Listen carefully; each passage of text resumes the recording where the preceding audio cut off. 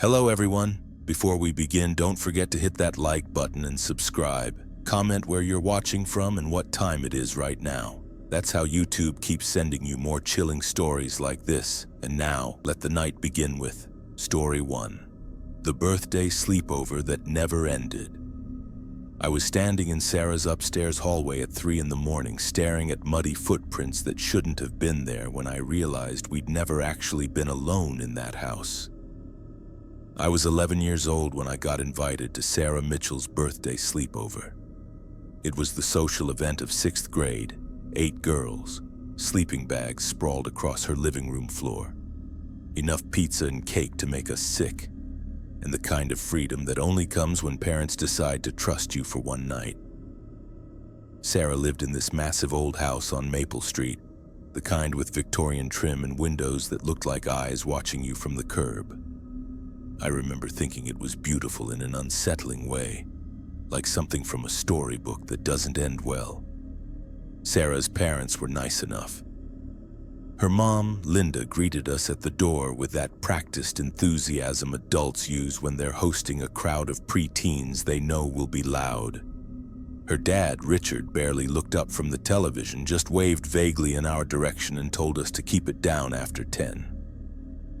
They disappeared upstairs around 9:30 and we heard their bedroom door close with a decisive click. That was the last we saw of them until morning. The house felt different once the adults were gone. Bigger somehow. The living room where we'd set up camp suddenly seemed smaller, like the walls were pressing in, and the rest of the house stretched out around us in dark, unfamiliar corridors. Old houses make noise. I knew that even then. Settling foundations, shifting wood, the wind pressing against window panes. Normal sounds, explainable sounds. But around midnight, when half of us were still awake, whispering about boys and school drama, we heard footsteps upstairs. At first, nobody said anything. We all just stopped talking mid-sentence, listening. The footsteps were slow and deliberate, moving across the ceiling directly above us. Back and forth, like someone pacing. Heavy footsteps, not the soft padding of bare feet on carpet. "That's just your dad," Ashley whispered to Sarah, but her voice was uncertain. Sarah shook her head. "Their bedroom is on the other side of the house. That's above us." She pointed up. "That's the attic." "Maybe he's getting something," I offered, trying to sound reasonable even though my stomach had started to twist. "We don't go in the attic," Sarah said quietly.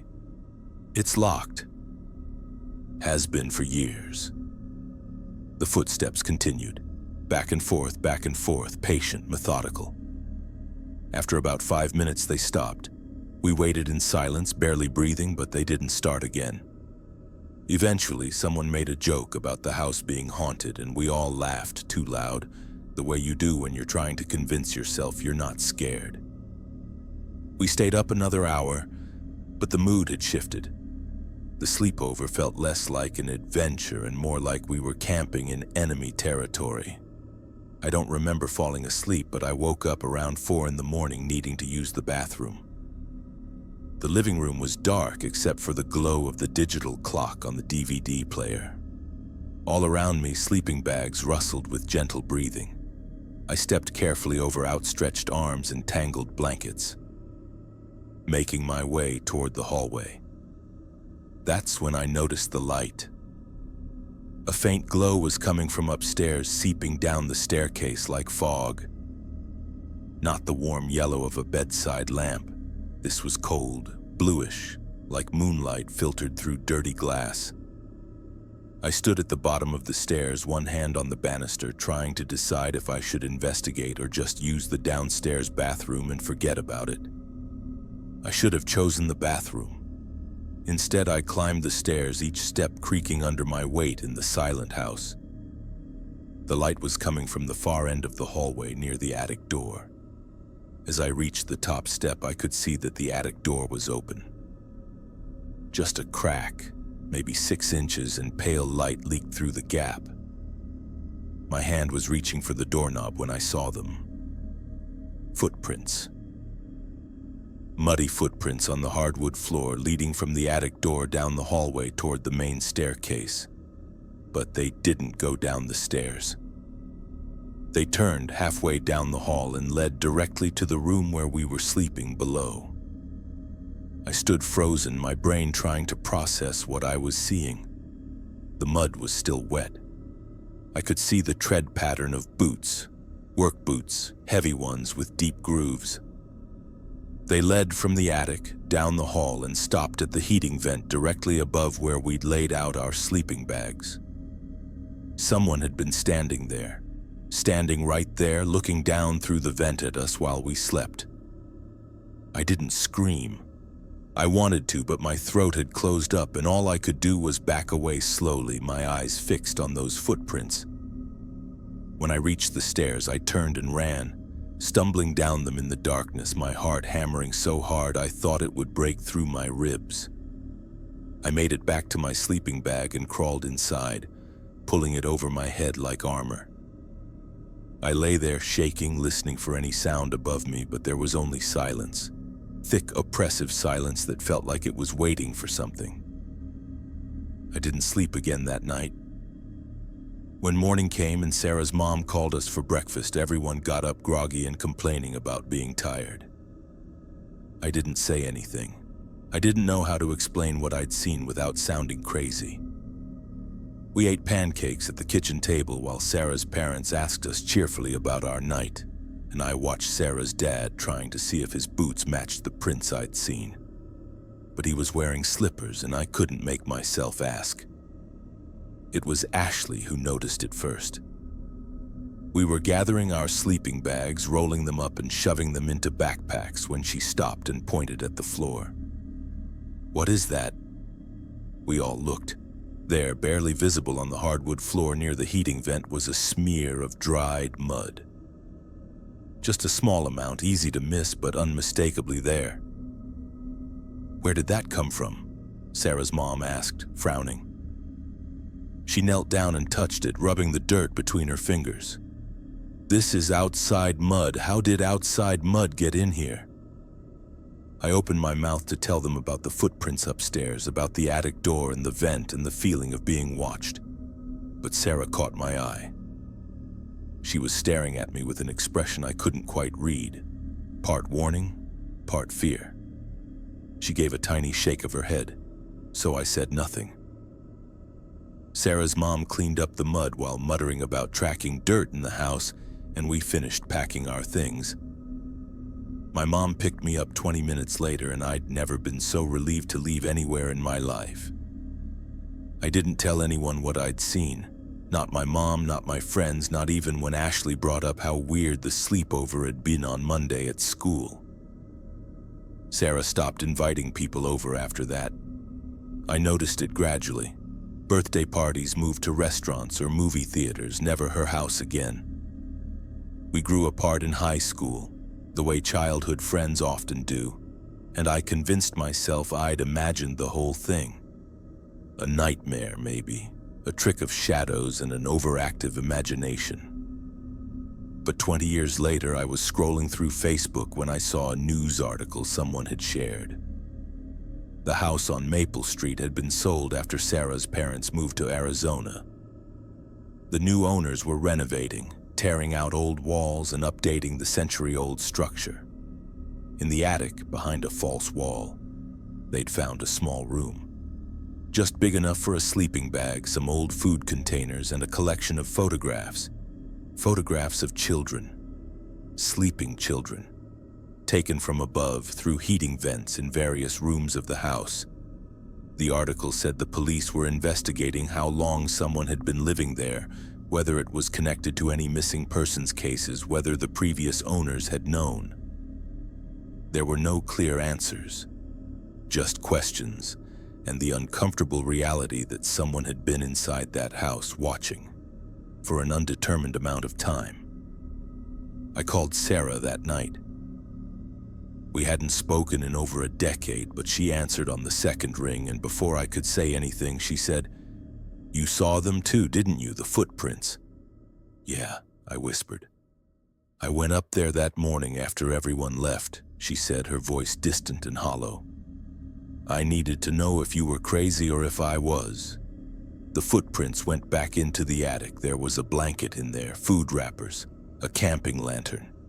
He'd been living in our attic and my parents never knew. Who was he? They never found out. He was gone by the time we checked, just vanished. We didn't talk much after that. What was there to say? The truth was worse than any ghost story we'd told ourselves that night.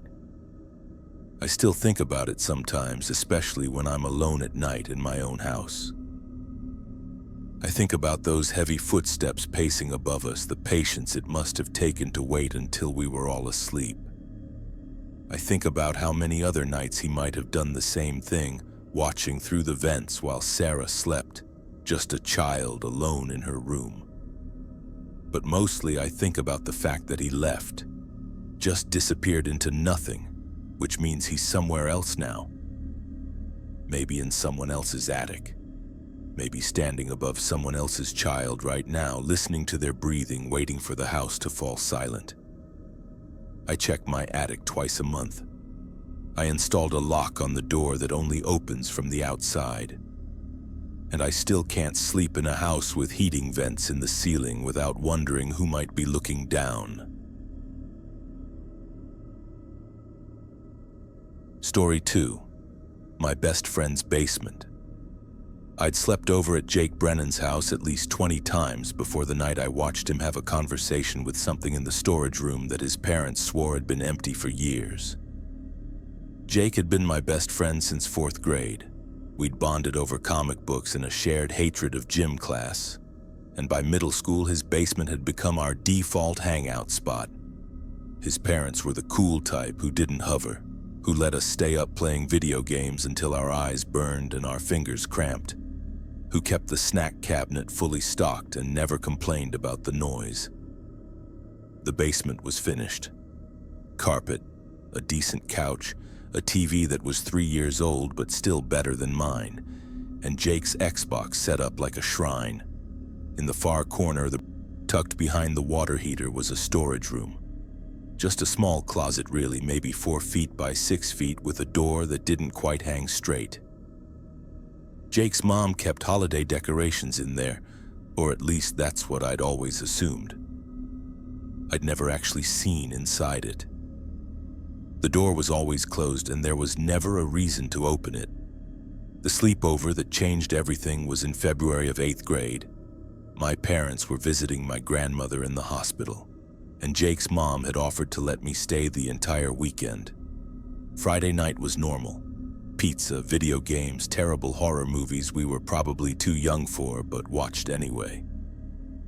We stayed up until almost 2 in the morning before finally crashing on the couch and the floor, too lazy to even pull out the sleeping bags. I woke up around 3:30 because I'd drunk too much soda and my bladder was staging a rebellion. The basement was dark except for the standby light on the TV, a small red dot that barely illuminated anything. I sat up, rubbing my eyes, and that's when I noticed Jake wasn't on the couch. "Jake?" I whispered, not wanting to wake him if he was in the bathroom. No answer. I stood up, my legs stiff from sleeping on the floor, and looked around. The bathroom door was open, light off. The staircase leading up to the main house was empty. And then I saw him. Jake was standing in front of the storage room door, just standing there, completely still, his back to me. He was wearing his ratty Superman pajamas, his hands hanging loose at his sides, and he wasn't moving. Not even breathing, it seemed. "Dude, what are you doing?" I asked, louder this time. He didn't respond, didn't even turn around. I walked closer, my heart starting to beat a little faster for reasons I couldn't explain. The basement suddenly felt colder, and I could see my breath fogging in front of me, even though the thermostat was set to 72. "Jake, seriously, you're freaking me out." That's when I heard it. A voice, quiet and muffled, coming from inside the storage room. It sounded like a woman, but the words were unclear, like someone speaking underwater. And Jake was listening, His head tilted slightly toward the door. Then he started whispering back. I couldn't make out what he was saying at first. I crept closer, my socks silent on the carpet until I was maybe 6 feet behind him. His whisper was rhythmic, almost like a prayer or a chant, the same phrases repeated over and over. Yes, I know, I'm trying. She wants to, she's asking, yes. Jake, who are you talking to? My voice came out higher than I intended, cracking with nervousness. He went silent. For a long moment he just stood there, and I thought maybe he was sleepwalking, caught in some weird dream. But then he turned around, slowly, mechanically, and looked at me. His eyes were wrong. Not the color or the shape, but the expression. Empty and flat, like looking at a photograph of someone instead of the actual person. And he was smiling, but it was the kind of smile that didn't reach the rest of his face, stretched too wide and held too long. She wants to meet you, he said calmly. Who wants to meet me? She's been waiting.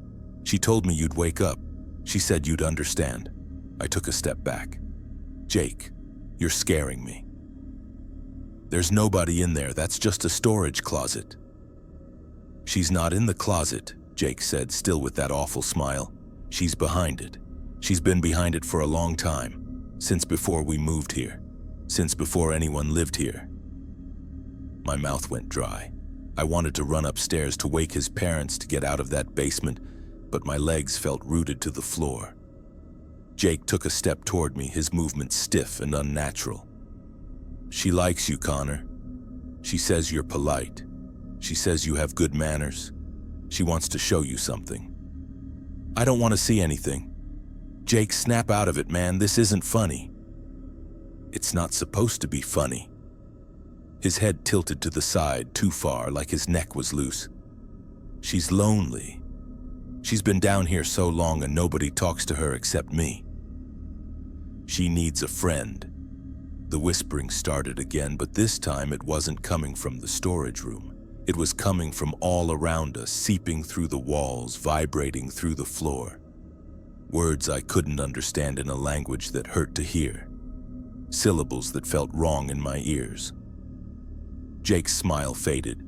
His eyes refocused just for a second, and I saw real terror flash across his face.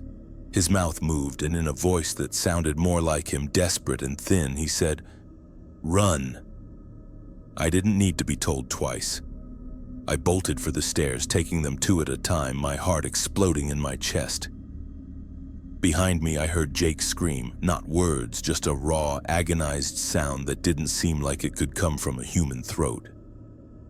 I slammed through the basement door and into the kitchen, gasping for air, my hands shaking so badly I could barely turn on the light. Jake's parents came running, his dad in boxers and an undershirt, his mom in a nightgown, both of them panicked and asking what happened. I couldn't form words. I just pointed at the basement door, which was still open, spilling darkness into the kitchen. Jake's dad went down first, flipping on every light switch. I heard him calling Jake's name, heard his footsteps on the stairs, and then silence. His mom held me by the shoulders, asking if I was hurt, if Jake was hurt, what had happened. I tried to explain about the storage room and the whispering in Jake's eyes, but it came out incoherent.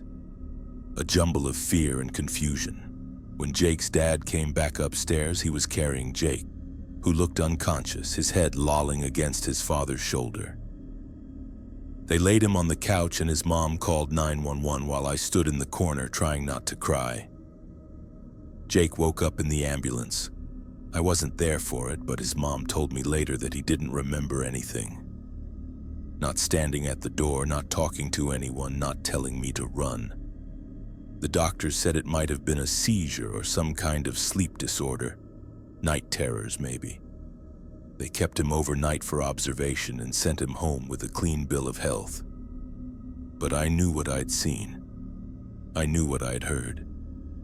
I went back to Jake's house exactly once after that in daylight when his whole family was home. I wanted to see the storage room for myself, to prove that it was just a closet full of Christmas decorations and old boxes.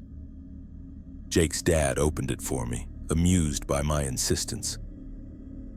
Inside was exactly what you'd expect. Plastic bins labeled with masking tape, a fake Christmas tree in a box, strings of lights tangled together. Nothing unusual, nothing frightening. But the back wall, the one behind all the boxes, was newer than the rest of the basement. Different paint, different texture. When I asked about it, Jake's dad said the previous owners had done some kind of repair work before they moved out. Foundation issues, he thought. Nothing major. Jake and I stayed friends through high school, but we never had another sleepover. He never invited anyone to stay over again, actually. And I noticed things about him that I hadn't before. The way he avoided the basement unless absolutely necessary. How he always kept his bedroom door open at night. The fact that he slept with every light in his room turned on. We went to different colleges and lost touch the way people do. But a few years ago, I found his Facebook profile and sent him a message, just a "hey, how have you been" kind of thing. He responded within an hour. "I need to tell you something about that night," his message said. "I remember it. I've always remembered it. I lied to my parents, to the doctors, to everyone, but I remember." I called him immediately. "She's real," he told me, his voice quiet and strained. "I don't know what she is, but she's been there my whole childhood. She started talking to me when I was 7. At first, it was just little things, whispers at night, feelings like someone was watching me. Then she started showing me things in my dreams, teaching me things. She said she'd been trapped there for a very long time, and she needed help getting out." Getting out how? She needed an invitation.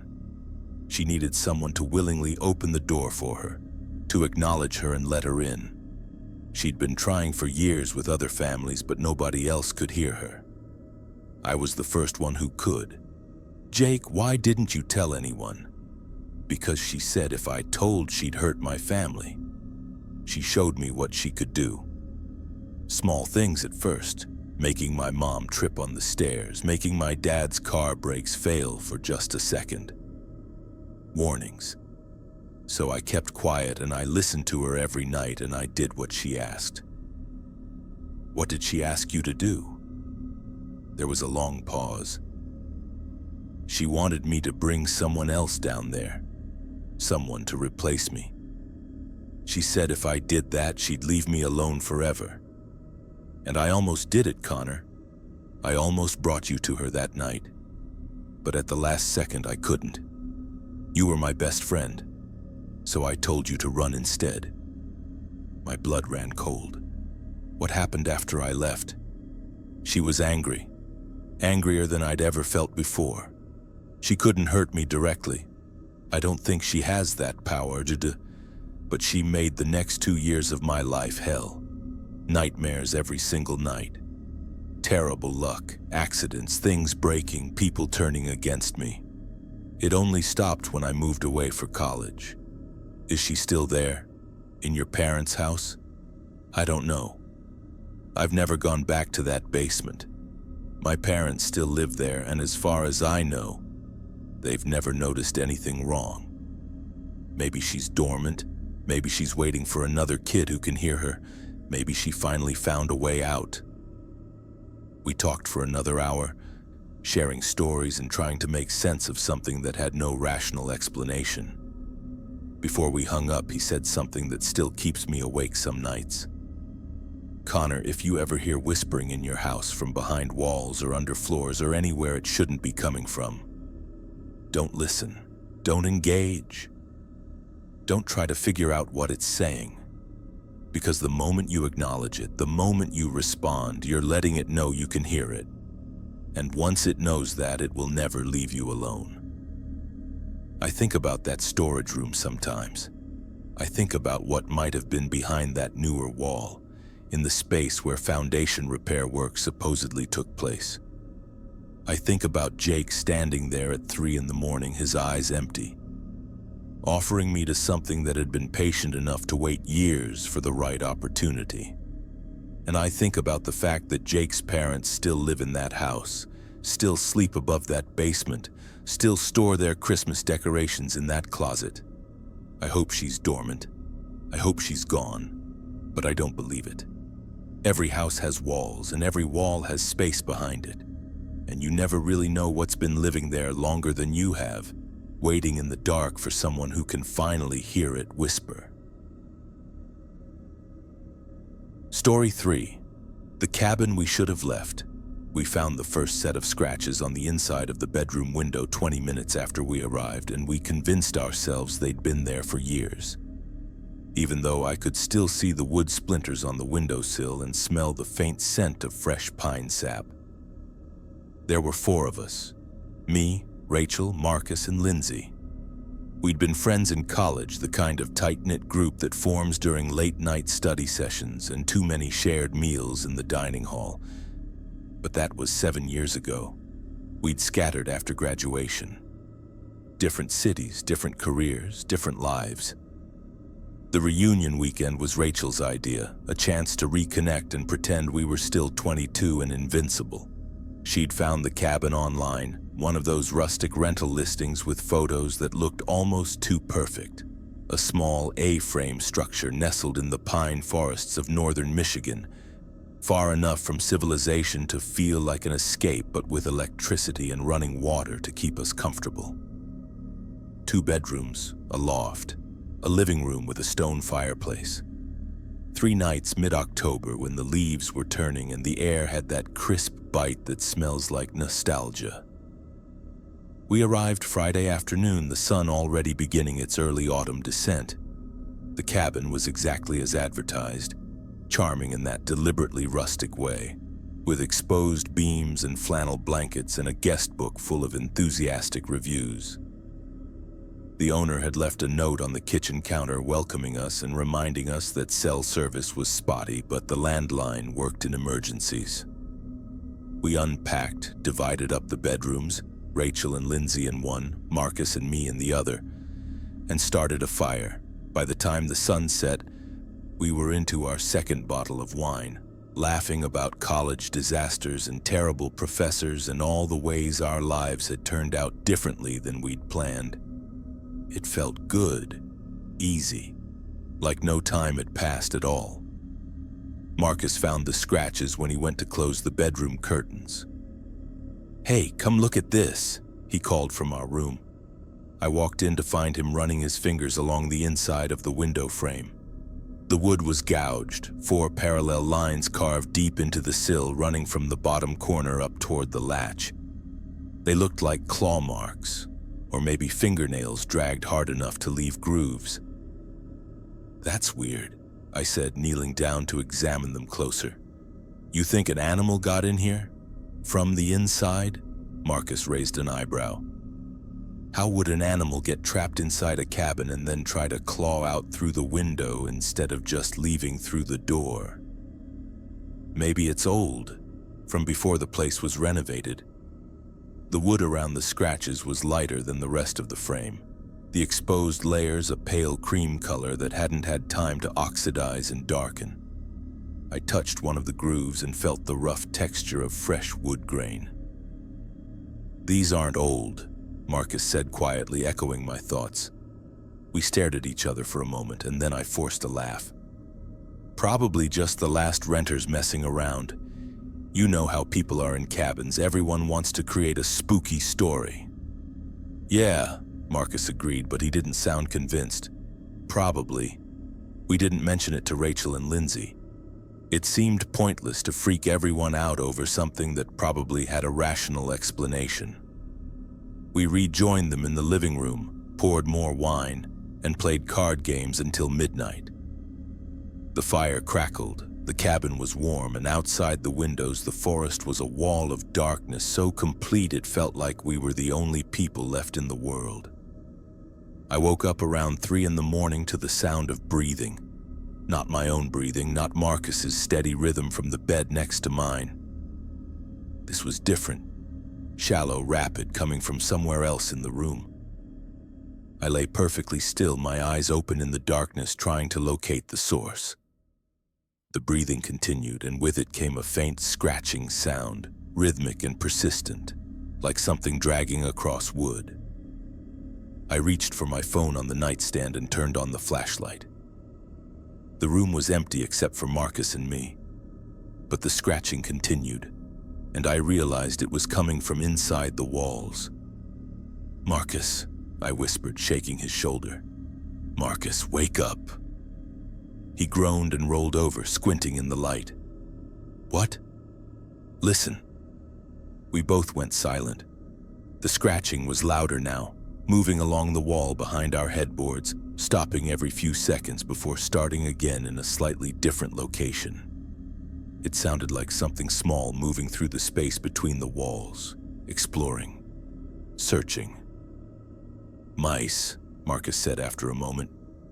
"Just mice or squirrels or something. Old cabins always have rodents." "That doesn't sound like mice."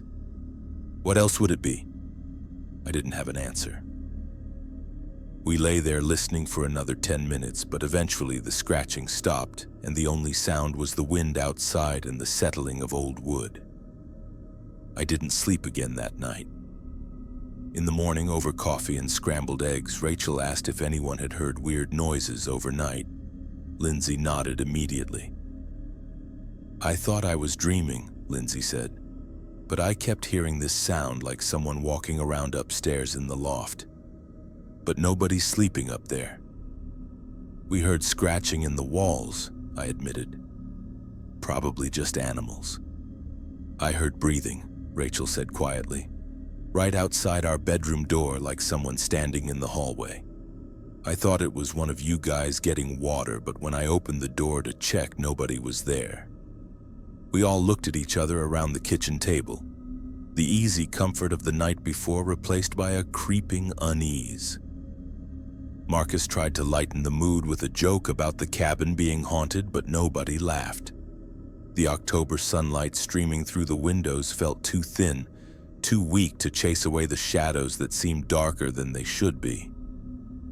We spent the day hiking, deliberately leaving the cabin behind, trying to recapture the reunion spirit. But the conversation was forced, the silences longer than they should have been. We came back at dusk, and nobody wanted to admit that the cabin felt different now. Unwelcoming, like we'd overstayed an invitation we'd never actually received. That night, we found the second set of scratches. These were in the loft, on the inside of a window that overlooked the forest, fresher than the ones in our bedroom, deep enough that wood shavings were scattered on the floor beneath them. 4 parallel gouges, exactly like the first set, made by something desperate or angry or both. "Okay, this is officially creepy," Lindsay said, backing away from the window. "Those weren't there yesterday. I was up here looking for a board game. I would have noticed." "Maybe they were there and you just didn't see them in the light," Marcus offered, but his voice was uncertain. "I'm not blind, Marcus. Those are new." Rachel was already pulling out her phone. "I'm calling the owner. This doesn't feel right." But her phone had no signal, and when we tried the landline, it was dead. Just static and a faint clicking sound like someone tapping on the receiver on the other end. We stood in the living room, the 4 of us, and I watched our easy college camaraderie crumble into something closer to panic. "We should leave," I said. "Pack up and leave. We can get a hotel in town."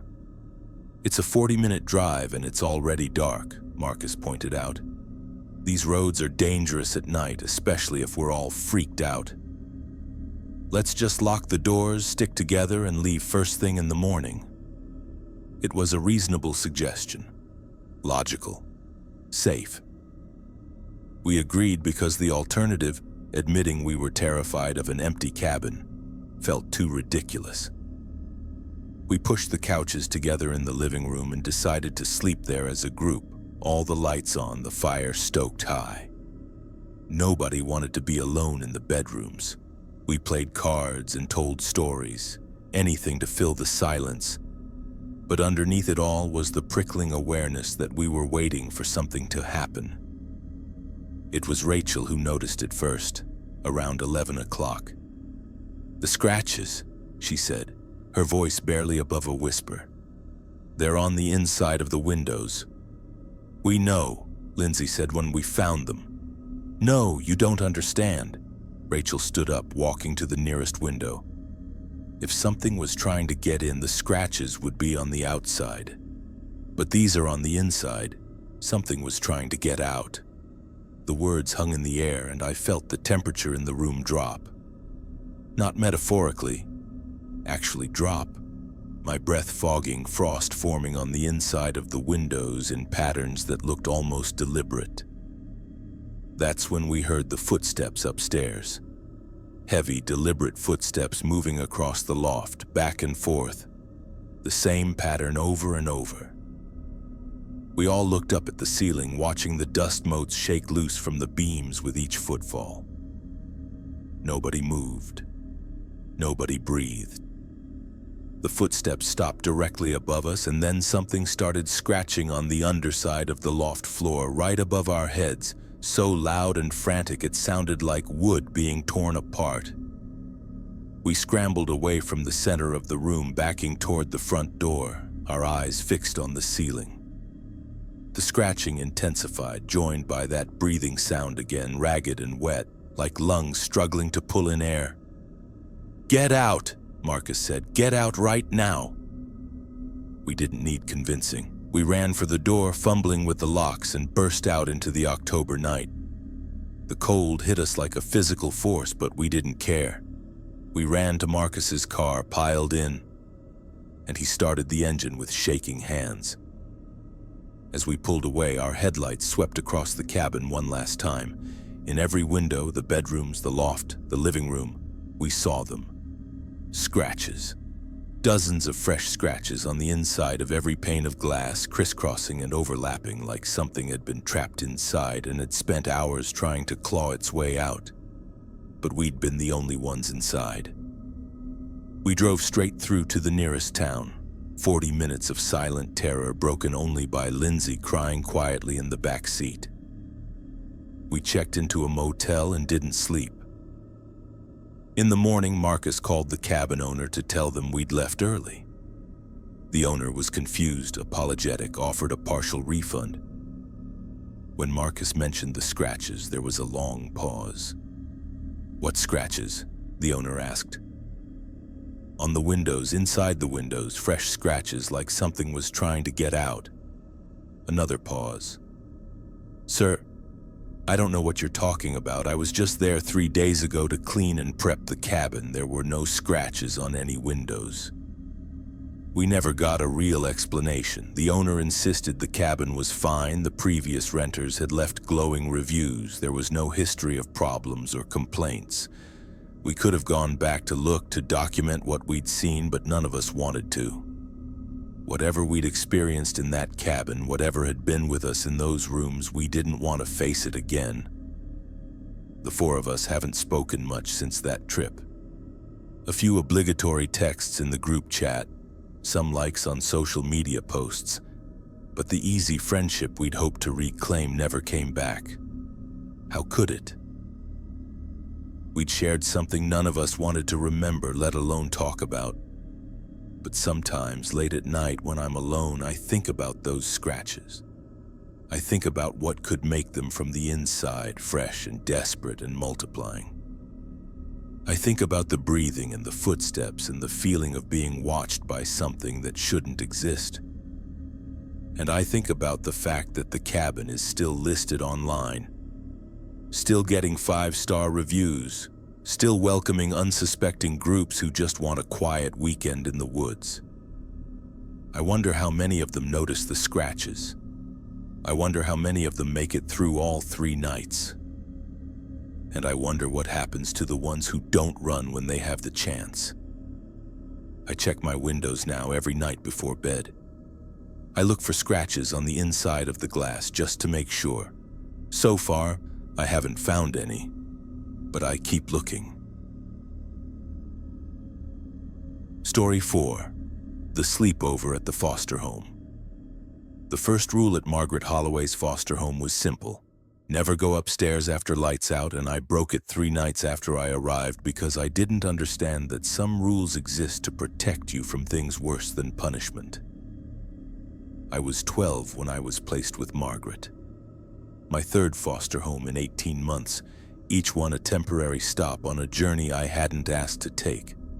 My caseworker, Mrs. Chen, had explained that Margaret ran a good home, that she'd been fostering kids for almost 15 years, that I'd be comfortable there. What she didn't mention was why none of Margaret's foster kids ever stayed longer than a few months, or why the house, despite having 5 bedrooms, only ever housed 3 kids at a time. The house was old, a 2-story Victorian on the edge of town with peeling blue paint and a porch that sagged in the middle. Inside, it was clean but worn, furnished with mismatched donations and thrift store finds. Margaret was in her 60s, gray-haired and tired-looking, with the kind of weathered kindness that comes from seeing too much and caring anyway. The other 2 foster kids were Danny, 14, and Simone, 11. They were nice enough in that cautious way foster kids learn to be. Friendly but not too friendly. Helpful but not too involved, existing in that careful neutral zone where you don't get hurt when you inevitably have to leave. That first night, Margaret showed me to my room on the 1st floor right next to the kitchen. Danny and Simone had rooms down the hall. Margaret explained the house rules. Chores on Saturday, homework before TV, respectful language at all times. And then, almost as an afterthought, she added, "After 9 o'clock, nobody goes upstairs. The 2nd floor is off limits after lights out." "Why?" I asked. "Because those are the rules," she said firmly, and something in her tone told me not to push it. I settled in over the next few days. School was school, the usual nightmare of being the new kid who everyone knows is in foster care. But the house was okay. Margaret cooked real meals, Danny helped me with math homework, and Simone taught me how to sneak extra cookies from the jar when Margaret wasn't looking. It almost felt normal. But I noticed things. The way Danny and Simone would go completely silent whenever a floorboard creaked upstairs. The way Margaret always kept the staircase door closed at night, even though it made the 1st floor stuffy and warm. The way nobody ever talked about the 2nd floor like it was a topic everyone had agreed to avoid.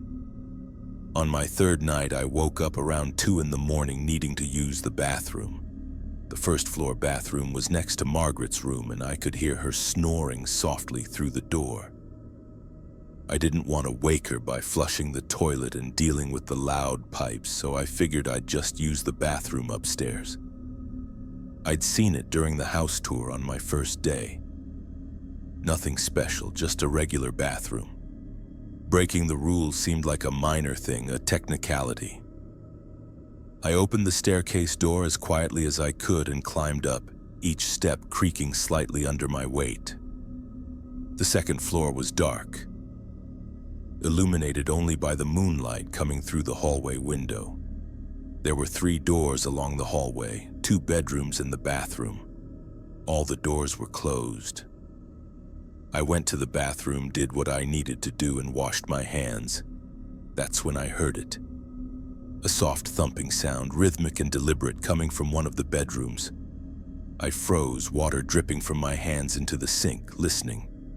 Thump, thump, thump, pause, thump, thump, thump. It sounded like someone bouncing a ball, or maybe footsteps, slow and heavy. I told myself it was the house settling, or pipes, or any of the 100 normal sounds old houses make. But I couldn't shake the feeling that it was deliberate, purposeful, like whatever was making the noise knew I was there and wanted me to hear it. I dried my hands and opened the bathroom door, planning to hurry back downstairs and forget about it. But the hallway had changed. One of the bedroom doors was open now, just a crack, maybe 6 inches. I was certain it had been closed before. I should have run. Every instinct I had was screaming at me to get back downstairs, to crawl into bed and pretend I'd never left. But I was 12 and stupid and curious, so I walked toward the open door instead. The thumping had stopped. The hallway was silent except for the sound of my own breathing and the creak of floorboards under my feet. I reached the door and pushed it open slowly, the hinges groaning in protest. The room was empty, completely empty. No furniture, no decorations, just bare walls and a hardwood floor. Moonlight streamed through the window, casting long shadows across the floor. And standing at the far end of the room, silhouetted against the window, was a girl. She looked about my age, maybe a little younger, wearing a nightgown that looked old-fashioned, like something from a black and white movie. Her hair hung long and straight down her back, and she was facing the window, her hands pressed against the glass. She didn't move, didn't turn around, just stood there perfectly still. "Hello?" I whispered. She didn't respond. I took a step into the room, my heart hammering in my chest. The moonlight shifted and I could see her reflection in the window. Her face was wrong, too pale, too smooth, like a mask or a doll. And her eyes, even in the reflection, were completely black. No whites, no iris, just darkness. "Hello?" I said again, louder this time. That's when she turned around. I don't remember screaming. I don't remember running back to the stairs or slamming the staircase door behind me. The next thing I knew, I was in my bed, covers pulled up to my chin, shaking so hard my teeth were chattering. Margaret was standing in my doorway, her hand on the light switch, staring at me with an expression that was equal parts anger and resignation. "You went upstairs," she said. It wasn't a question. I nodded, unable to form words. She sighed, walked into my room and sat down on the edge of my bed. "What did you see?" "A girl," I managed to whisper. "In the empty room. She had black eyes." Margaret closed her eyes, her shoulders sagging. "I should have explained better. I should have told you why the rule exists instead of just expecting you to follow it." "Who is she?" "I don't know her name. She's been here longer than I have. Longer than anyone, probably. When I bought this house 15 years ago, I thought the second floor would be perfect for the older kids, give them privacy and space. But the first night, one of my foster daughters came screaming downstairs, talking about a girl in the empty room. I thought she'd had a nightmare, so I went up to check. That's when I saw her too." "What is she?" "I don't know. A ghost maybe, or something else. I've had priests come, psychics, paranormal investigators, everyone I could think of. They all say the same thing. She's anchored to this house, to that room specifically, and she can't leave. She doesn't seem to want to hurt anyone, but she doesn't like being ignored. So I made a rule. Nobody goes up there after dark. As long as we respect her space, she stays upstairs." "Has anyone else seen her?" Margaret nodded. "Every kid who's broken the rule. Danny saw her, Simone saw her, they know. That's why they don't talk about it." "Why don't you move? Why stay in a haunted house?" "Because foster kids need homes and I can provide one. The state pays me enough to keep this place running and most kids follow the rules. It's not ideal, but it works." I stared at her, trying to process the casual way she was discussing living with a ghost. What if I'd tried to talk to her? What if I'd gotten closer? "I don't know," Margaret admitted. "Nobody's ever stayed in the room long enough to find out." I spent the rest of that night with the lights on, jumping at every sound.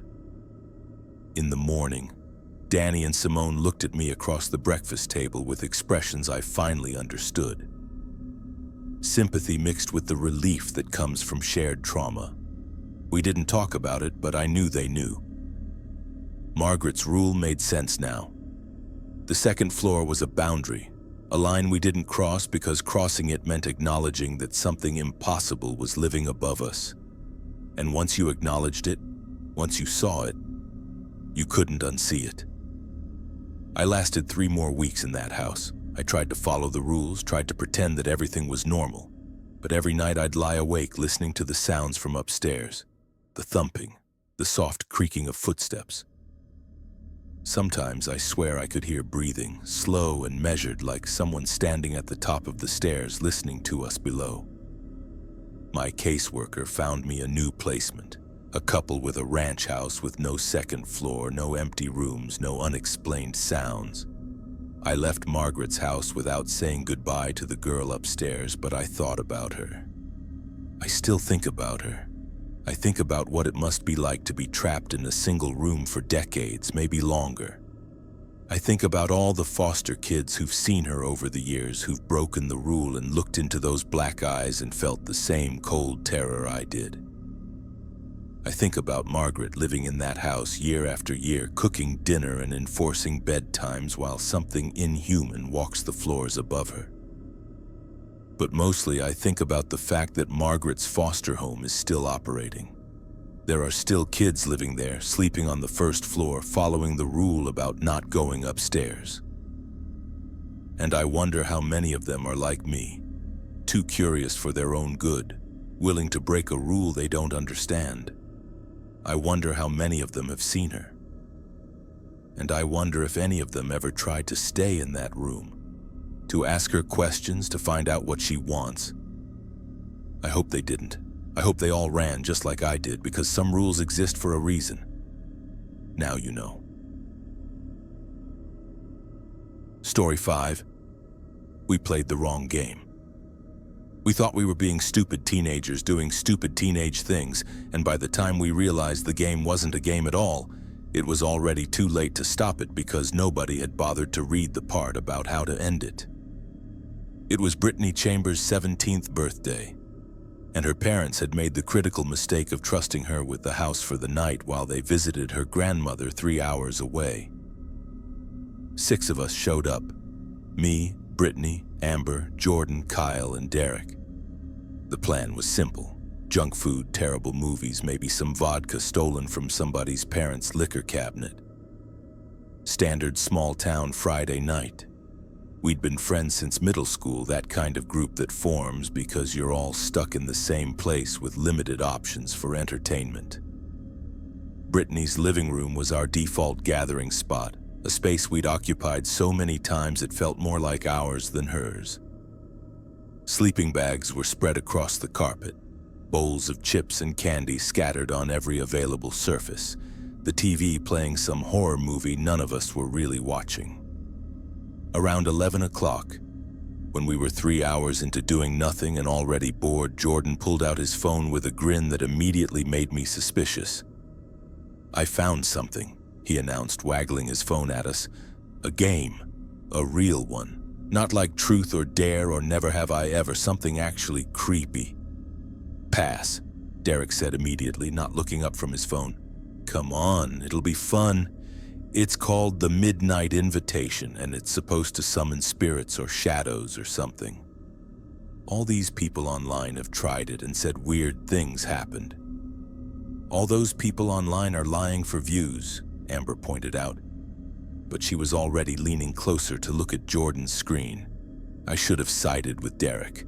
I should have vetoed the whole thing and suggested we just watch another movie or play video games or literally anything else. But Brittany was looking at me with that expression she got when she wanted me to be fun, to go along with things, to stop being the responsible one for once. So I shrugged and said, "Sure, why not?" Jordan pulled up the rules on his phone and read them aloud. The game was simple enough. We had to turn off all the lights, sit in a circle, and each person would ask a question out loud. Any question, it didn't matter what. Then we'd wait in complete silence for 1 minute. If we heard a response, any kind of response, even if it didn't make sense, we had to acknowledge it by saying, "We hear you." The game would last for 1 full hour, from midnight to 1 a.m., and we couldn't leave the circle or turn on the lights until the hour was up. "That's it?" Kyle asked skeptically. "That's the whole game? Sit in the dark and ask questions?" "It gets creepier," Jordan said, scrolling down. "People online say the responses get more specific as the game goes on. And some people claim things followed them home afterwards, like they opened a door they couldn't close." "How do you end it?" I asked, already feeling uneasy. Jordan squinted at his phone. It doesn't really say. I think it just ends when the hour is up." That should have been my red flag. A game with no clear ending is a game with no clear exit strategy. But we were stupid teenagers doing stupid teenage things, and the idea of being scared together felt like bonding, like creating a story we'd laugh about later. So we agreed. At midnight, we shut off every light in the house and gathered in Brittany's living room. The darkness was total, the kind of black that presses against your eyes and makes shapes out of nothing. We sat cross-legged in a circle on the carpet, our knees almost touching, forming a ring of shadows I could sense more than see. "Who goes first?" Amber whispered. "I will," Brittany said. Her voice was steady, but I could hear the excitement underneath it. "Is anyone there with us?" We waited. The silence stretched out, 60 seconds that felt like 10 minutes. I focused on breathing quietly, listening for any sound that didn't come from one of us. Nothing. Just the soft rustle of someone shifting position, the creak of the house settling. "Okay." Nothing happened, Derek said after the minute was up. "Can we turn the lights back on now?" "We have to do the full hour," Jordan insisted. "That's the rule." "Fine, my turn." Kyle cleared his throat. "If something is here, what's your name?" Another minute of silence. I was starting to relax, starting to think this was exactly as stupid as it sounded when I heard it. A whisper so faint I almost thought I'd imagined it. It didn't come from any direction. It seemed to come from everywhere at once, vibrating through the air like a breath against my ear. "Yes." All 6 of us went rigid. I felt Brittany's hand grab mine in the dark, her palm sweaty. "Did you?" Amber started. "We hear you," Jordan interrupted, his voice cracking slightly. "We have to say it. That's the rule. We hear you. We hear you," we all echoed, and I swear the temperature in the room dropped 10 degrees. The game continued. One by one, we asked questions, some joking, some serious, some just trying to fill the silence. For several rounds, nothing happened. But then Derek asked, "How many of you are here?" And we all heard the response, clearer this time, multiple voices overlapping in a whisper that sounded like static. "Enough." "We hear you," we said in unison. And I could hear the fear creeping into everyone's voices. The whispers became more frequent. When Amber asked, "What do you want?" the response came immediately. "Recognition." When I asked stupidly, "Can you see us?" the answer was a soft laugh that made every hair on my body stand up. "Yes, we see all of you." We were 20 minutes into the game when things started to escalate. The whispers weren't just responding to questions anymore. They were volunteering information. After Kyle asked nothing at all, just sat there in terrified silence, a voice spoke anyway. "Kyle Andrew Morrison, born March 15th, afraid of drowning." "How does it know that?" Kyle's voice was shaking. "How the hell does it know my full name and my birthday?" "We hear you," Jordan said quickly, but his voice was panicked now. "We have to acknowledge it. Those are the rules." "I want to stop," Amber said. "I want to turn on the lights and stop playing." "We can't," Brittany said. "The rules say we have to finish the full hour or what?" I demanded. "Jordan said there were no instructions for ending early." "Exactly. If there's no way to end it early, then breaking the circle might make it worse." That logic was terrifying because it was sound. We'd started something without knowing how to stop it, and now we were locked into seeing it through. The whispers knew things they shouldn't know. They mentioned Derek's dad's gambling addiction. They described Amber's childhood bedroom in her old house, down to the pink wallpaper with butterflies.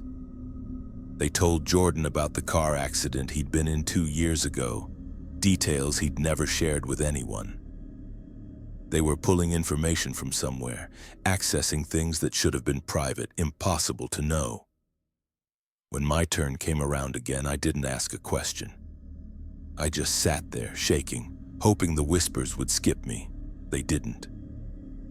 "Garrett Thomas Sullivan," a voice said, soft and almost gentle. "You're afraid they'll leave you. You're afraid you'll always be alone." It was true. It was my deepest fear, the one I never said out loud, barely acknowledged even to myself. And hearing it spoken in the darkness by something I couldn't see felt like being stripped naked and exposed. "We hear you," I whispered, because I didn't know what else to do. We were 40 minutes in when Brittany started crying. Not loudly, just quiet sobs that shook her shoulders. "I want my parents," she kept saying. "I want them to come home." 20 more minutes, Jordan said, trying to sound calm. "We can make it 20 more minutes." But the whispers were getting louder. Not individually. Each voice was still a whisper. But there were more of them now, layering over each other, creating a sound like wind rushing through trees or water flowing over rocks. Words became harder to distinguish. I caught fragments. "Stay," and "open," and "welcomed," and "never leave." At 55 minutes, someone touched my shoulder. I screamed. I couldn't help it. A hand, cold and solid and definitely real, had rested on my right shoulder for just a second before disappearing. Around the circle, everyone was shouting, asking what happened, panic spreading like wildfire. "Something touched me," I yelled. "Something just touched my shoulder." "Nobody leaves the circle," Jordan was repeating, his voice high and frantic. "Nobody moves until the hour is done. 5 more minutes, just 5 more minutes." Those last 5 minutes felt eternal. The whispers were so loud they were almost screaming, words I couldn't understand in languages I didn't recognize. I felt pressure all around me, like invisible bodies crowding into our circle, pushing against us, breathing down our necks. Brittany was sobbing openly now, and I could hear Derek praying under his breath. Fragments of prayers he probably hadn't said since elementary school. At exactly 1 a.m., Jordan's phone alarm went off, the cheerful chime obscenely loud in the chaos. "Hour's up," he shouted. "Lights! Turn on the lights!" Brittany scrambled for the lamp beside the couch, fumbling in the darkness, and when the light finally flooded the room, we all gasped. We weren't alone. Standing around our circle just beyond where we were sitting were shapes. Not fully formed people, but shadows that were slightly darker than the surrounding darkness, vaguely human-shaped but wrong in ways I couldn't articulate. As the light hit them, they didn't disappear. They receded, pulling back into corners and under furniture, retreating, but not vanishing. "Oh my God," Amber whispered. "Oh my God, they're still here." We didn't sleep that night. We turned on every light in the house and sat on the couch together, pressed against each other like kindergartners during a thunderstorm. The shadows stayed in the edges of our vision, never fully visible but always present. Doors we'd closed would be open. Items would move when we weren't looking directly at them. The temperature would drop randomly, our breath fogging in the middle of summer. Brittany's parents came home the next morning to find all 6 of us awake and terrified, every light in the house blazing. We tried to explain, but it sounded insane even to us. They thought we'd just scared ourselves with ghost stories and sent us home. But it didn't end. The shadows followed us. Each of us saw them in our own homes, felt them in our rooms at night, heard whispers when we were alone. They weren't malicious exactly, they never hurt us physically. But they were there, constant, watching. Acknowledged and now impossible to ignore. We tried everything. We went to churches, talked to priests, bought sage, and did cleansing rituals we found online. Nothing worked. The shadows had been invited, acknowledged, welcomed into our lives by a game we'd played without understanding the stakes. It's been 4 years now. We're all in college, scattered across different states trying to build lives while carrying passengers we can't shake. We don't talk about it much, but there's an unspoken understanding between us. We check in on each other every few months just to make sure everyone's still okay, still coping. I see my shadow every night. It stands in the corner of my bedroom, slightly darker than it should be, watching me sleep. Sometimes I hear it whisper my name just to remind me it's there. I've gotten used to it in the way you get used to chronic pain. It never stops, but you learn to function around it. The worst part isn't the fear anymore, it's the knowing. We opened a door we can't close. We acknowledged something that should have stayed unacknowledged, and now, for the rest of our lives, we'll never truly be alone. So if you ever find a game online, something that promises to contact spirits or summon shadows or let you talk to the other side, do yourself a favor. Don't play it. Don't even read the rules. Because once you invite them in, once you acknowledge they exist and tell them you hear them, they never leave. They're with you forever.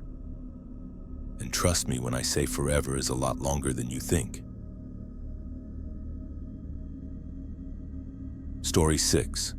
The House with Too Many Rooms. I've spent the last 8 years trying to convince myself that I miscounted the rooms in my cousin's house, that teenage exhaustion and an unfamiliar layout caused me to hallucinate an entire bedroom that shouldn't have existed.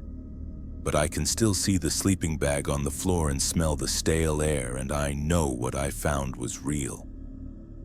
My cousin Megan had just moved into her new house that summer before freshman year. It was one of those old Victorian mansions on the edge of town, the kind real estate agents call full of character, because they can't say probably haunted in the listing. Her parents had gotten it for practically nothing because it had been on the market for 3 years, sitting empty, slowly accumulating dust and that particular smell old houses get when nobody's living in them. Megan was thrilled. She'd grown up in a tiny ranch house with 2 bedrooms and 1 bathroom, and suddenly she had this sprawling 3-story monster with multiple bedrooms, 2 staircases, and a turret that her mom was already planning to convert into a reading nook. When she invited me to stay for a long weekend in July, I jumped at the chance. My parents were fighting constantly, and the idea of escaping to a big old house where I could get lost in the rooms felt like exactly what I needed. I arrived on a Thursday afternoon. Megan's mom picked me up from the bus station and drove me to the house, chattering the whole way about renovation plans and furniture shopping and how excited they were to have space for guests. The house looked imposing from the outside, 3 stories of faded yellow paint and dark windows, with a wraparound porch that sagged slightly on one side. But inside, it was actually kind of beautiful. High ceilings with original crown molding, hardwood floors that creaked but gleamed, built-in bookshelves and window seats everywhere. There are 4 bedrooms, Megan's mom explained as she showed me around. Master on the 2nd floor for us, Megan's room next door, and 2 guest rooms on the 3rd floor. You can pick whichever one you want. We climbed to the 3rd floor and she opened 2 doors in succession. Both rooms were nearly identical. Medium-sized with sloped ceilings due to the roofline, hardwood floors, and windows overlooking the street.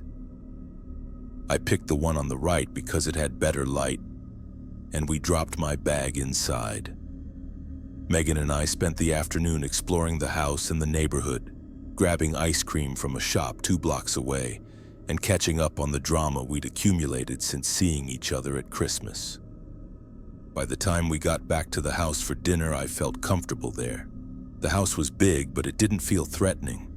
Just old and quiet and full of empty rooms waiting to be filled with life. That night, Megan wanted to watch movies in her room, so we set up camp on her floor with pillows and blankets, her laptop balanced on a stack of books. Around midnight, we finally called it quits. I made my way up to the 3rd floor, brushing my teeth in the small bathroom at the top of the stairs, and climbed into the guest bed. I woke up around 3 in the morning needing water. My mouth was dry from the buttered popcorn we'd demolished during the movies, and I remembered seeing a bathroom on the second floor with cups next to the sink. I figured it would be easier than going all the way downstairs to the kitchen. I shuffled out of my room in my pajamas and bare feet, my eyes barely open, and headed for the stairs. The third-floor hallway was dark, illuminated only by a small nightlight Megan's mom had plugged in near the bathroom. I could see the outlines of the 2 bedroom doors, mine standing open, the other one closed. But there was a third door. I stopped, blinking in the darkness, trying to make sense of what I was seeing. Between my room and the other guest room, there was another door, a closed door, painted the same white as the others with the same vintage crystal doorknob. I stood there staring at it, my sleep-fogged brain trying to understand. Had I missed it during the tour? Had I just not been paying attention? But no, that didn't make sense. Megan's mom had specifically said 4 bedrooms, master, Megan's room, and 2 guest rooms. That was 4 total, not 5. I walked closer to the door, my heart starting to beat faster for reasons I couldn't explain. The hallway was narrow, and now that I was looking at it properly, I could see that the spacing was off. My room and the other guest room should have been directly across from each other, maybe 15 feet apart. But this third door was right in the middle, which would make for a very small room, maybe 4 feet wide at most. A closet, I told myself. It's probably just a storage closet, and Megan's mom forgot to mention it. I should have gone downstairs. I should have gotten my water and gone back to bed and asked about it in the morning. But something about that door was pulling at me, creating an itch in my brain that I needed to scratch. I reached for the doorknob. It turned easily, and the door swung inward on silent hinges. The room beyond was not a closet. It was a bedroom. Small but fully formed, maybe 8 feet by 10 feet. There was a window on the far wall covered with a shade that let in faint moonlight. The hardwood floor was bare except for a sleeping bag spread out in the center of the room, and next to it was a backpack, a water bottle, and what looked like food wrappers. The sleeping bag wasn't empty. I could see the shape of a person inside it, lying on their side facing away from me. The sleeping bag rising and falling with steady breathing. My hand was still on the doorknob, frozen, my entire body locked in place. Someone was sleeping in my cousin's house, in a room that shouldn't exist, in a room nobody had mentioned. I don't know how long I stood there, maybe 10 seconds, maybe a full minute. Long enough for my eyes to adjust to the dimness, long enough to notice details I didn't want to see.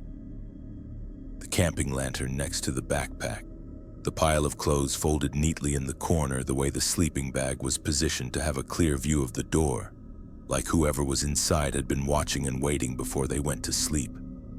This person had been living here, not just visiting, living. For how long? The figure in the sleeping bag shifted, rolling over slightly, and I saw the back of a head, dark hair, shoulders hunched under the fabric.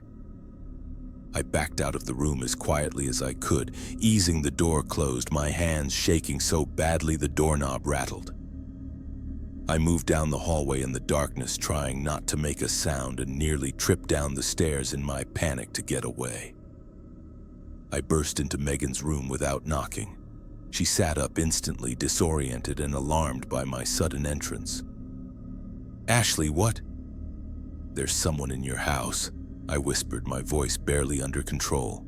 "Upstairs, in a room between the 2 guest rooms. Someone's sleeping in there." Megan stared at me like I was speaking another language. "What are you talking about? There's no room between the guest rooms." "Yes, there is. I just saw it. I opened the door and there's someone sleeping in a sleeping bag on the floor. Megan, someone's been living in your house." She threw off her covers and grabbed her phone, using the flashlight to lead us back upstairs. I followed close behind, my heart hammering, half expecting the room to be gone. to have disappeared like something from a dream. But when we reached the third floor, the door was still there. Megan saw it and went pale. That wasn't there before. I swear to God, Ashley, that door wasn't there when we moved in. Are you sure? I've been up and down this hallway 100 times. There are 2 guest rooms and a bathroom, that's it. We stood in front of the door, both of us breathing too fast, neither of us wanting to open it. Finally, Megan reached for the doorknob and turned it quickly, shoving the door open and shining her phone light inside. The room was empty. No sleeping bag, no backpack. No food wrappers or water bottles, just bare hardwood floor and dust particles floating in the beam of Megan's flashlight. The window was there, the shade still drawn, but there was no evidence anyone had ever been in that space. You said there was someone sleeping here, Megan said slowly. There was. I saw them. I saw the sleeping bag and everything. We searched the tiny room thoroughly. We checked the closet, empty except for wire hangers. We checked under the window, nothing but dust. There was no other exit, no way someone could have left without passing us in the hallway. But the room was undeniably empty, and more unsettling than that, it looked like it had been empty for years. Megan's parents came upstairs in their bathrobes, woken by our noise, and we tried to explain. Megan's dad looked at us like we'd been smoking something, but her mom went quiet and pale in a way that suggested she believed us, or at least didn't not believe us. 4 bedrooms, her mom said softly. The listing said 4 bedrooms, master, 2nd bedroom, and 2 guest rooms on the 3rd floor. So this is a 5th bedroom, I said. No, this is... She trailed off, looking around the small space. This wasn't on the floor plans. I have the original blueprints. I looked at them when we were considering the house. This room isn't on them. We went downstairs to her home office, and she pulled out a manila folder full of documents from the sale. She spread the blueprint across her desk, and we all crowded around to look. The 3rd floor showed 2 rectangles representing the guest rooms with a small square for the bathroom. Between the 2 bedrooms, where the mysterious room should have been, the blueprint showed nothing. Just empty space, part of the hallway. That's impossible, Megan's dad said. You can't have a room that doesn't appear on the blueprint.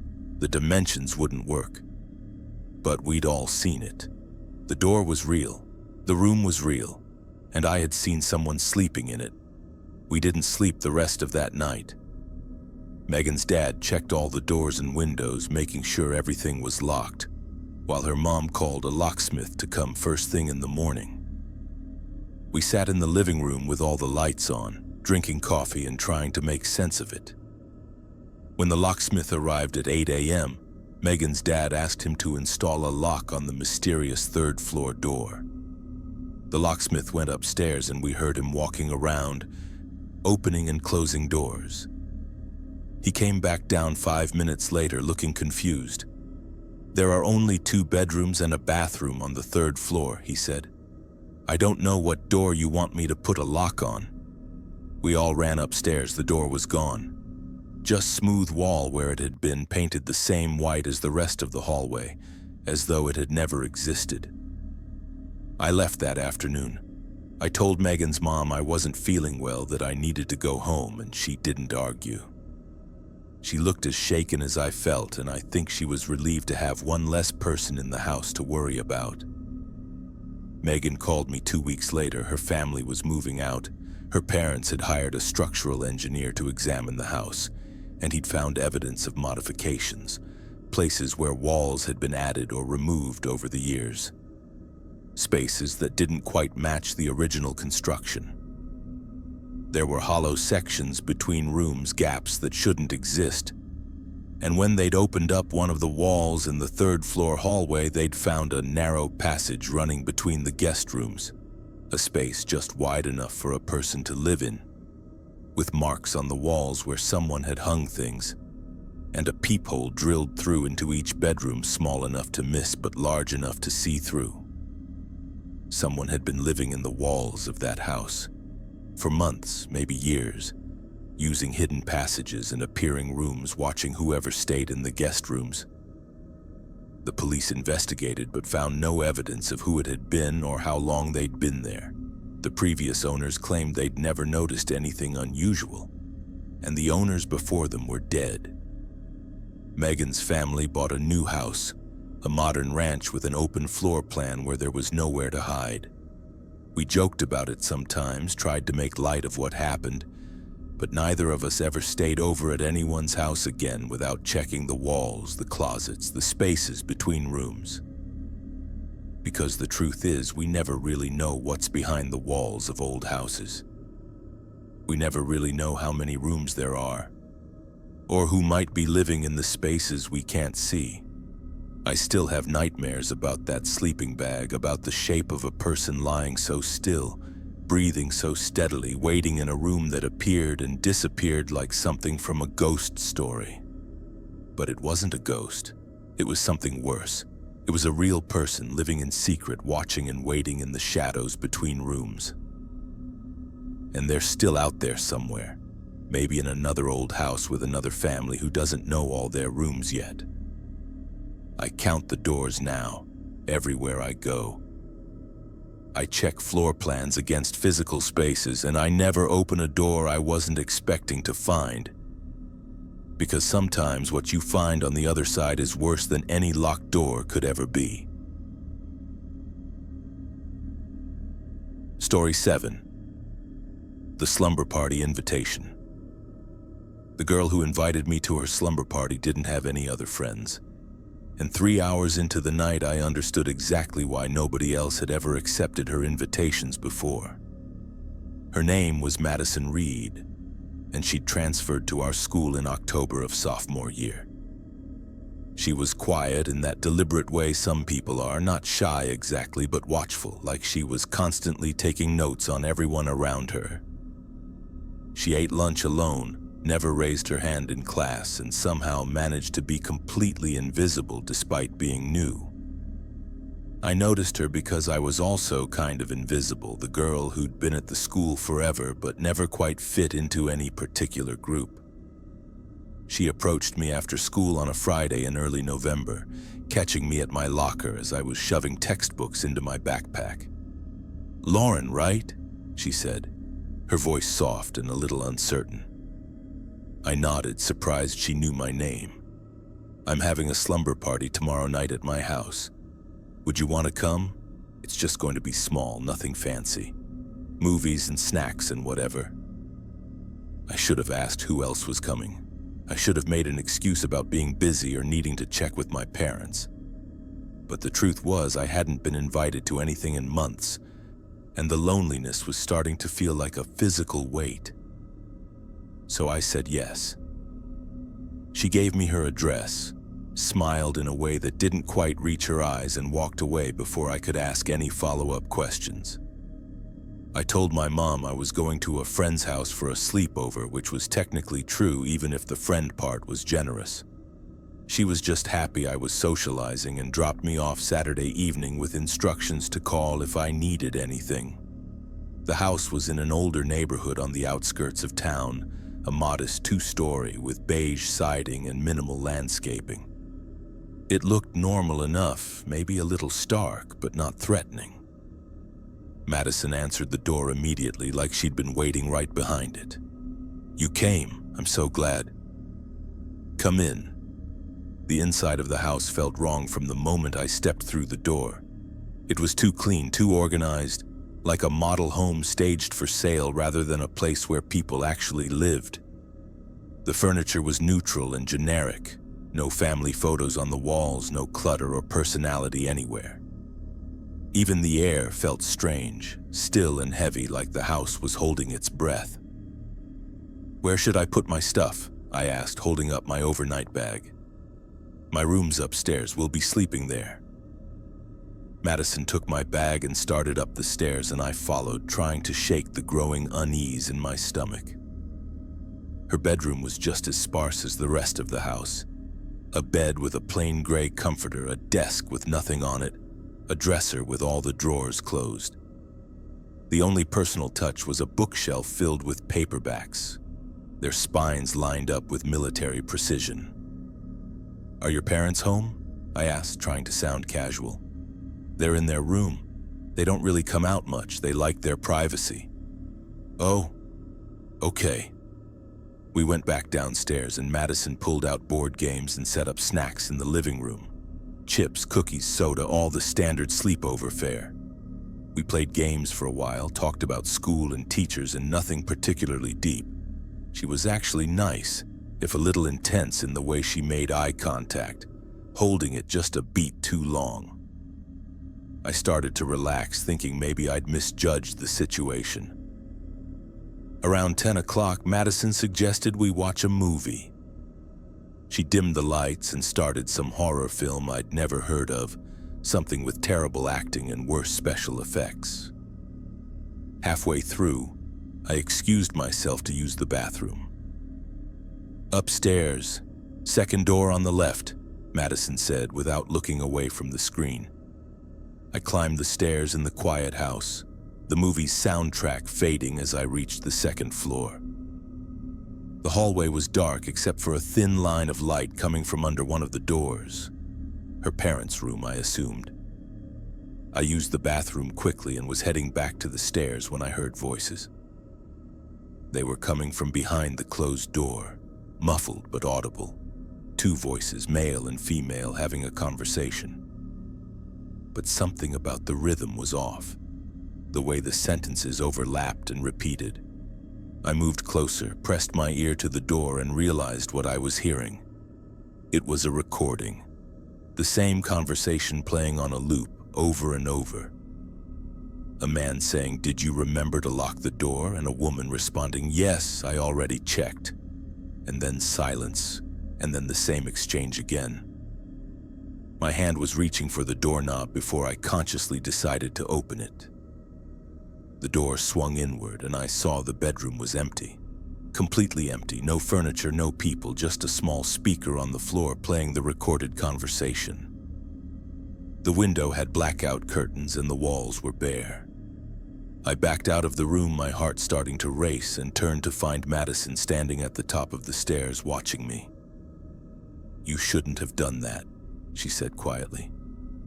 "Where are your parents?" "I told you, they're in their room." "Madison, there's nobody in there, it's just a speaker." She tilted her head, studying me like I was a puzzle she was trying to solve. "They don't like to be disturbed. I told you they value their privacy." "Are they even home? Are you here by yourself?" "We should go back downstairs," she said, ignoring my questions. "The movie's almost over." Every instinct I had was screaming at me to leave, to grab my bag, call my mom, and get out of that house. But I was 16 and conflict-averse, and the idea of accusing Madison of lying, of making a scene, felt more terrifying than just going along with it. So I followed her back downstairs, telling myself I'd make an excuse to leave early in the morning. We finished the movie in tense silence. Madison kept glancing at me, measuring my reactions, and I kept my eyes fixed on the screen, trying to appear normal. When the credits rolled, she suggested we get ready for bed. In her room, I changed into my pajamas while she brushed her teeth. I was climbing into the sleeping bag she'd laid out on the floor when I noticed she was locking the bedroom door from the inside. "Why are you locking it?" I asked, trying to keep my voice steady. "So we don't get disturbed," she said simply, pocketing the key. "We're going to play a game now." "I'm actually pretty tired. Maybe we should just go to sleep." "We have to play the game first. It's tradition." She sat down on her bed, looking down at me on the floor, and smiled, that not quite right smile. "We're going to play hide and seek." "In your room?" "In the house. But you have to stay really quiet, okay? And you have to hide really well because he comes out when everyone's asleep." My mouth went dry. "Who comes out?" She leaned forward, her eyes bright and strange in the dim light from her bedside lamp. "The man who lives in the closet. He's been here longer than we have. My parents know about him, that's why they stay in their room with the door locked." But if you're quiet and you hide well, sometimes he doesn't find you. Madison, you're scaring me. Good. You should be scared. That's how you stay safe. I stood up, my legs shaking. I want to leave. Unlock the door. It's too late now. He's already awake. If you go into the hallway, he'll see you. Your best chance is to hide and stay quiet until morning. This isn't funny. Open the door right now or I'm calling my mom. Your phone's downstairs. You left it by the couch. She was right. I'd left it there while we watched the movie, not thinking I'd need it. Madison was still sitting on her bed, watching me with an expression that was equal parts fear and something else I couldn't identify. Excitement, maybe, or satisfaction. A floorboard creaked in the hallway outside. We both froze. The creak was followed by another, slow and deliberate, the sound of someone walking carefully, trying not to make noise but not quite succeeding. The footsteps stopped right outside Madison's door. I wanted to scream. I wanted to run. But Madison was shaking her head frantically, her finger pressed to her lips, her eyes wide with genuine terror. The doorknob rattled, once, twice, testing to see if it was locked. Then the footsteps moved away, receding down the hallway toward the stairs. "He's going downstairs," Madison whispered. "This is your chance. You can hide in my closet. He's already checked my room, so he won't come back tonight." "I'm not playing this game. What the hell is wrong with you? Who is that?" "I told you, the man who lives here. My parents thought the house was empty when we moved in, but he was already in the walls. He comes out at night. I learned his patterns. I know how to avoid him. But you opened my parents' door and he heard it. Now he knows someone new is here. Call the police. And tell them what? That there's someone living in our house? They'll think we're crazy." My parents tried once when we first moved in. The police came, searched the whole house, didn't find anything. But he's good at hiding.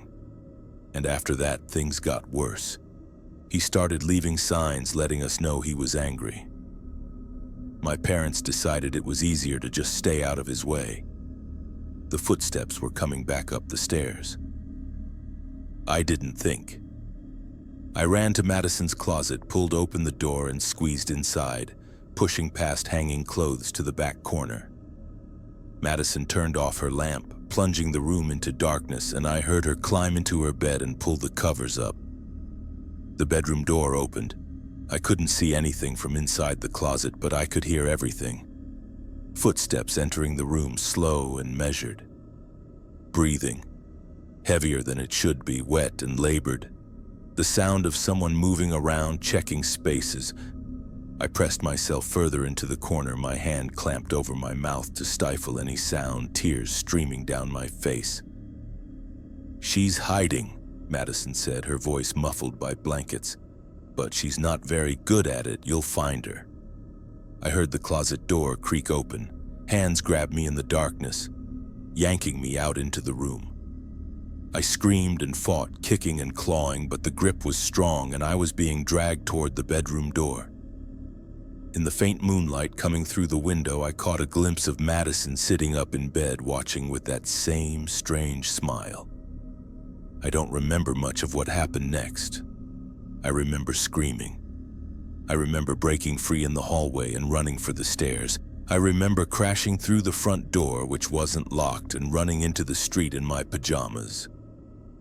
I remember a neighbor's porch light coming on, a woman asking if I was okay, me crying so hard I couldn't form words. The police came. They searched Madison's house and found it empty except for Madison herself, who insisted she didn't know what I was talking about, that we'd had a nice, normal sleepover until I'd suddenly freaked out and run away. Her parents were never found. The investigation revealed that Madison was 17, legally an adult in some states, and had been living alone in the house for at least 2 months. The house belonged to her aunt, who'd left it to her in a will but had been dead for 5 years. Madison was placed in some kind of psychiatric care. The police never found evidence of anyone else living in the house, no man in the closet, no one hiding in the walls.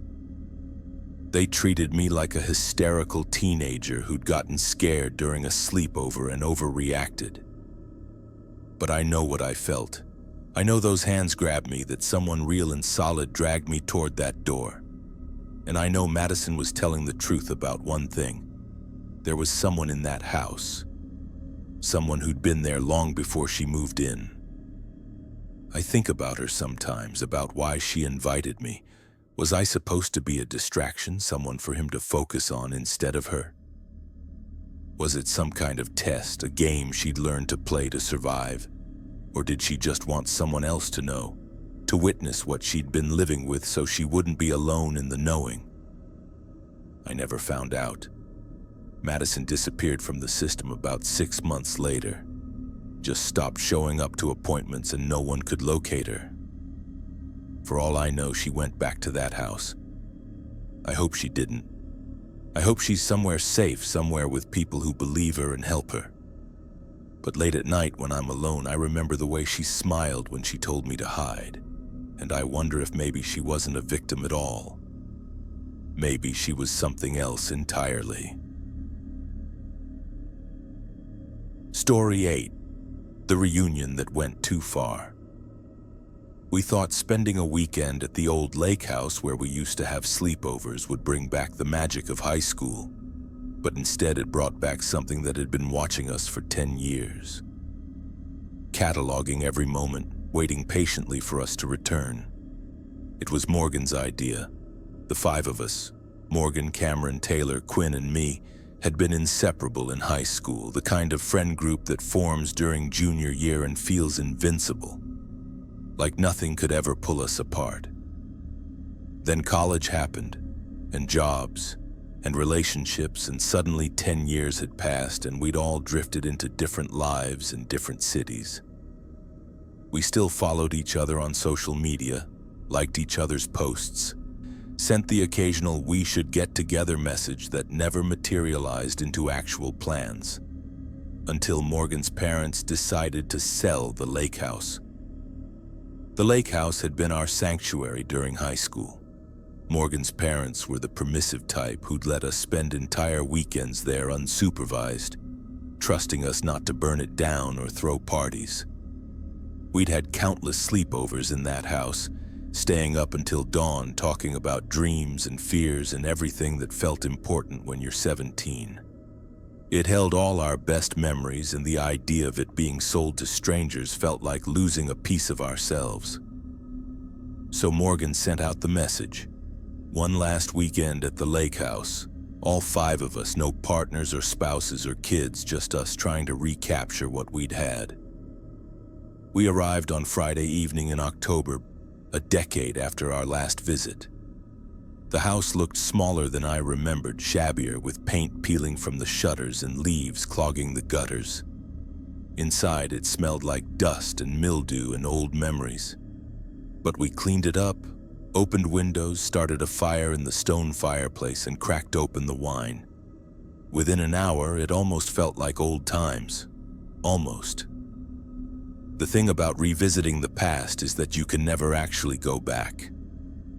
We were all 30 now, carrying adult responsibilities and disappointments that 17-year-olds don't have.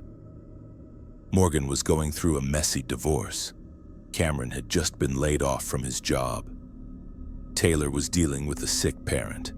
Quinn and I were probably the closest to fine, but even we had the usual accumulation of scars and compromises that come with growing up. We tried to recreate the easy laughter of high school, but it felt forced, like actors hitting marks in a play about friendship rather than the real thing. By midnight Friday, we'd exhausted the surface level, catching up, and fallen into an uncomfortable silence. That's when Quinn suggested we look through the old photo albums Morgan's parents had left in the living room cabinet. We spread them across the coffee table, flipping through pictures from our high school years. There we were at prom, at graduation, at various lake house weekends. Young and stupid and happy in that uncomplicated way you can only be before real life starts.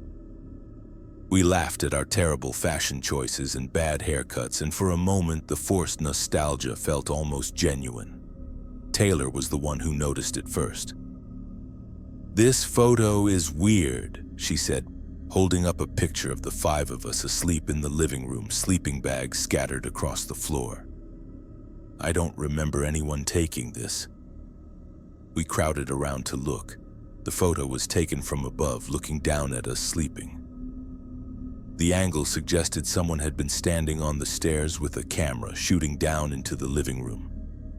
The timestamp in the corner said 3:47 a.m. "Maybe one of my parents took it," Morgan offered, but she didn't sound convinced. "Why would they take a picture of us sleeping at 4 in the morning?" Cameron asked. We kept flipping. There were more photos like it scattered throughout the album. Us sleeping in different configurations, different weekends, always taken from the same elevated angle, always in the middle of the night. In every photo, we were completely unconscious, vulnerable, unaware of being documented. "This is creepy," Quinn said quietly. "Morgan, did your parents ever mention taking these?" "No. I've never even seen these pictures before.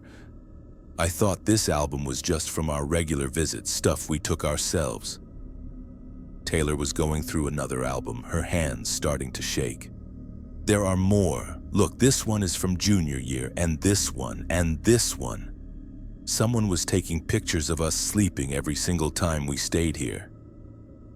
We found 17 photos total, spanning 3 years of sleepovers. 17 instances of someone standing above us in the dark with a camera while we slept, completely unaware. The wine we'd been drinking suddenly felt sour in my stomach. "We need to call your parents, Morgan. Ask them about this."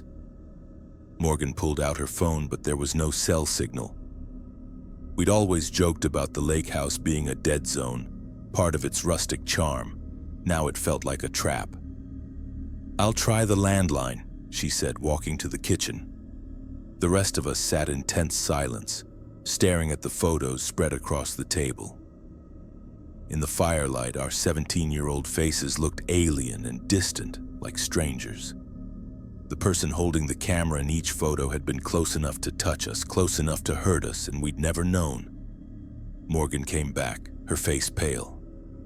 "The landline's dead, just static." "It's probably just the storm," Cameron said, but there was no storm. The night outside was calm and clear. That's when Quinn noticed the newest photo. It wasn't in an album. It was loose, tucked between the pages, and when she pulled it out, we all went silent. The photo showed the 5 of us from tonight, sitting around the coffee table looking at photo albums. Taken from the stairs. Taken within the last hour. The timestamp read 11:53 p.m. "We need to leave," Taylor said, standing up abruptly. "We need to leave right now." We scrambled for our keys and phones, grabbing bags, not bothering to clean up or pack properly. Cameron got to the front door first and yanked it open. A camera flash went off directly in his face. He screamed and stumbled backward, and we saw the figure standing on the porch. Just a silhouette backlit by moonlight, holding a camera up to their face. The lens pointed at us like an eye. They didn't move, didn't speak, just stood there taking our picture as we stood frozen in the doorway. Cameron slammed the door and locked it. We ran to the back of the house, to the kitchen door that led to the back deck. But through the window, we could see another figure there. Same posture, same camera, waiting. "The windows," Morgan said, and we checked them frantically. Every window on the ground floor had a figure outside it. Not moving, not trying to get in, just standing there in the darkness with cameras pointed at the house, at us, documenting. "How many are there?" Quinn's voice was rising toward panic. "How many people are out there?" We couldn't tell. At least 6, maybe more, positioned around the house like they'd coordinated the siege. We pulled all the curtains closed, turned off the lights, and huddled in the living room, our backs to the fireplace. "We should call 911, Taylor said, but nobody had cell signal. and the landline was still dead. "This is about the photos," Morgan said, her voice shaking. "Someone was watching us back then, taking pictures while we slept, and now we came back and they're... What? Finishing what they started?" "But who?" Cameron demanded. "Who would do this, and why wait 10 years?" "Maybe they've been waiting for us to come back," I said quietly. "Maybe they knew eventually we would." We sat there for hours, jumping at every small sound, watching the curtains for any sign of movement. Around 3 a.m., Quinn stood up and walked to the window before any of us could stop her. She pulled back the curtain an inch and looked out. "They're still there," she whispered. "All of them. Just standing there watching the house." "What do they want?" Taylor asked, but nobody had an answer. As the night wore on, exhaustion started to overtake fear. We took turns trying to stay awake, but one by one we started to doze off despite ourselves. I fought it as long as I could, my eyes burning, my body heavy, until I couldn't fight anymore and fell into a thin, anxious sleep. I woke to the sound of camera shutters clicking. My eyes snapped open and I saw them. 5 figures standing in the living room, arranged in a circle around where we'd fallen asleep. Each one had a camera and they were taking pictures methodically, moving around us, capturing us from every angle.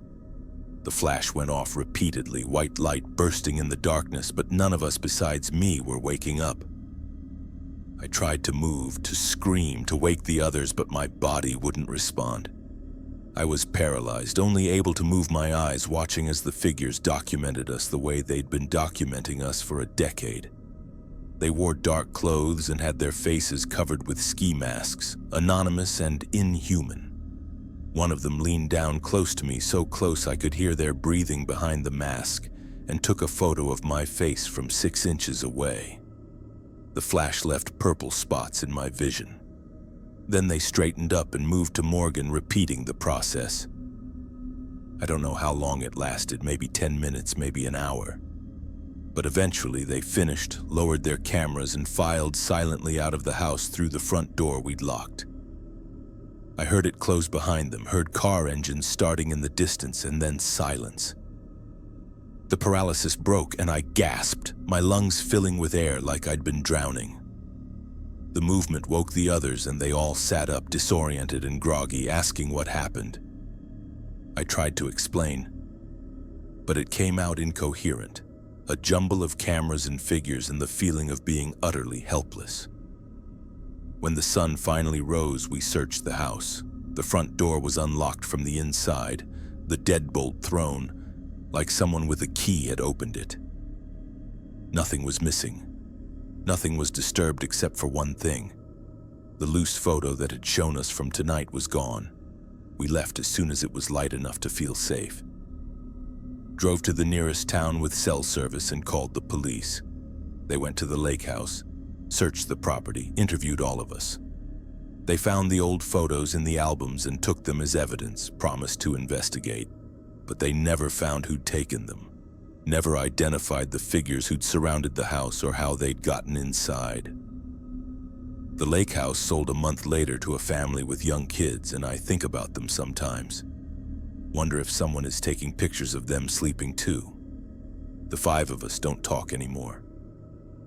We tried in the weeks after that weekend to process what had happened and support each other. But the reunion had broken something fundamental in our friendship. We'd gone back expecting to find the past and instead found evidence that even our best memories had been tainted. That we'd never been as safe or as alone as we'd thought. Worst of all were the photos the police never found. The ones the figures took that night while we slept, while I watched paralyzed. Those photos are out there somewhere in someone's collection, added to the archive of all our other vulnerable moments.